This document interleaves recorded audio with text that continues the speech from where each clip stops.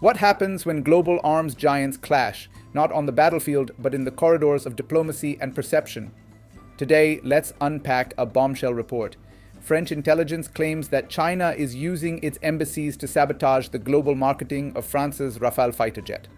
This isn't just about planes, it's a story about modern warfare, influence campaigns, and how a single dogfight can reshape markets and alliances. To really understand the stakes, we need to dive into the history of these aircraft, the India-Pakistan rivalry that gave them a combat debut, the diplomatic accusations that followed, and even the reaction of investors watching Dassault and Chengdu stocks. It all began with the trigger, the May 2025 India-Pakistan skirmish. In early May, India launched Operation Sindoor, a large-scale military operation targeting what it described as militant infrastructure in Pakistan-administered Kashmir. Over 4 days of fierce exchanges, both nations scrambled their most advanced jets, including India's French-made Rafales and Pakistan's Chinese-made J-10Cs. The clashes were some of the most intense air engagements between the two rivals in decades. Pakistan claimed it had shot down up to 5 Indian fighter jets, including 3 Rafales, using advanced PL-15E missiles fired from its J-10Cs.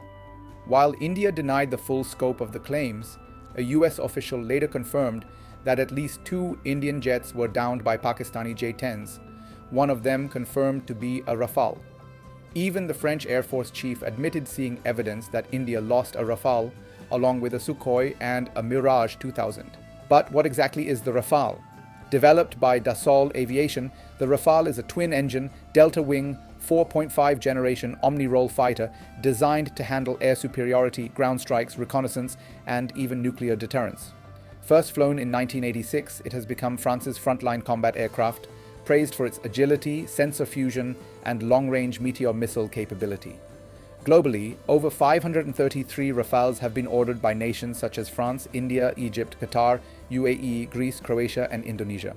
India in particular struck a $8.7 billion deal in 2016 to buy 36 Rafales, aiming to modernize its air force after concerns that its aging MiGs and Sukhois were falling behind Pakistan's acquisitions. In 2025, India approved a 60,000 crore deal for 26 more jets, betting heavily on the Rafale as its edge in any future conflict with Pakistan or China. On the other side of this rivalry sits the Chengdu J-10C. Known as the Vigorous Dragon, it's China's answer to Western 4.5 generation multi-role fighters. Featuring a canard delta design, advanced fly-by-wire controls, AESA radar, and compatibility with the long-range PL-15 missile, the J-10C represents a major leap in China's aerospace ambitions. Its development began in the 1990s, with first flights in 1998 and operational readiness by 2004. The J-10C variant, introduced in 2018, is tailored for modern networked warfare and beyond visual range combat. Pakistan became the first export customer, receiving over 25 jets since 2022. These planes were meant to give Pakistan parity with India's Rafales and offset India's edge in long-range missile engagements. This arms procurement race mirrored the broader India-Pakistan rivalry, where each acquisition triggered a counter by the other.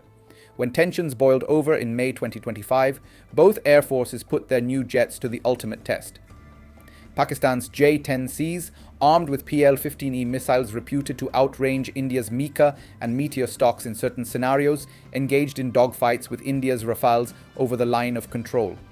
Pakistani pilots claimed 3 Rafale kills, and while these claims were debated, independent confirmation supported at least 1 Rafale loss. The result was a propaganda coup for Pakistan and China, showcasing their tech in combat while rattling confidence in French aerospace supremacy. But the story didn't end in the skies. On July 6th, Al Jazeera reported that French intelligence had accused China of launching an influence campaign using its embassies to undermine Rafale sales worldwide. According to French officials, Chinese defense attachés in embassies across Asia and Africa orchestrated a covert propaganda drive to spread narratives about the Rafale's poor performance during the May War. Tactics reportedly included social media misinformation, AI-generated images of Rafales being shot down, and even doctored video game footage made to look like real combat videos. French intelligence claimed that these disinformation campaigns were directly aimed at countries like Indonesia, which had ordered 42 Rafales but was said to be reconsidering additional purchases. China's foreign ministry dismissed these allegations as groundless rumors and slander. But the stakes are high. Fighter jet exports are more than just trade. They're levers of influence and alliance building. Dassault's Rafale program is a flagship of France's defense industrial policy, while China views every J-10C export as both revenue and strategic footprint expansion. By allegedly discrediting the Rafale, China could tilt undecided buyers toward its cheaper, increasingly proven J-10C alternative. Indeed, there have been reports that Indonesia is weighing Chinese jets as a cheaper supplement or even replacement, while Iran is also in negotiations for J-10Cs, a deal Israel has warned could destabilize the Middle East. The economic impact was immediate. Dassault Aviation saw its stock price dip sharply after the Rafale loss was confirmed in combat. Investors worried that its reputation as a premier 4.5 generation jet had been tarnished, and that new customers might hesitate to sign big-ticket deals. On the flip side, Chengdu Aircraft Corporation, which manufactures the J-10C, saw its stock surge, jumping over 40% as markets bet on a boom in Chinese arms exports. Analysts cited the May dogfights as a watershed moment for Chinese aerospace, offering rare real-world evidence of performance that could underwrite new sales across Africa, the Middle East, and Southeast Asia. France, for its part, has scrambled to limit the damage. Officials have stressed the Rafale's versatility and battle-proven record in conflicts from Libya to Mali and the Middle East. They argue that a single high-profile loss doesn't negate decades of service and hundreds of successful sorties. French diplomats are also said to be lobbying buyer countries to ignore what they call fabricated social media campaigns aimed at discrediting the jet.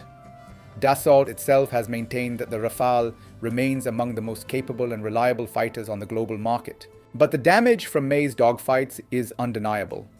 Military procurement decisions often turn on reputation as much as cost or capability.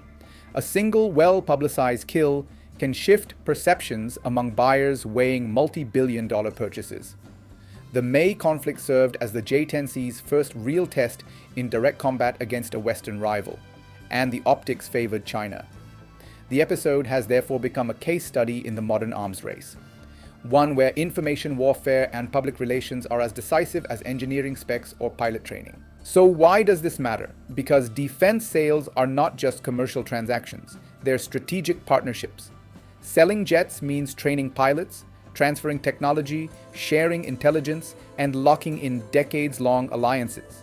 For China, every J-10C it sells helps it pull a country into its orbit. For France, Rafael exports have been a centerpiece of its bid for strategic autonomy and global influence.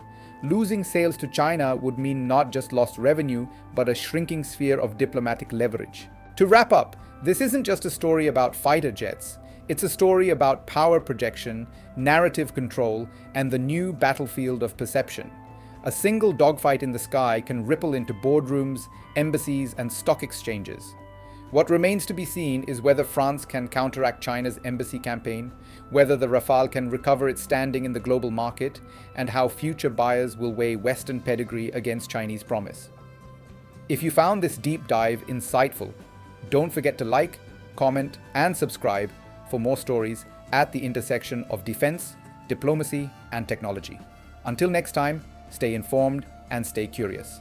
And as the PF Air Vice Marshal Aurangzeb said, Rafael is a potent plane if employed well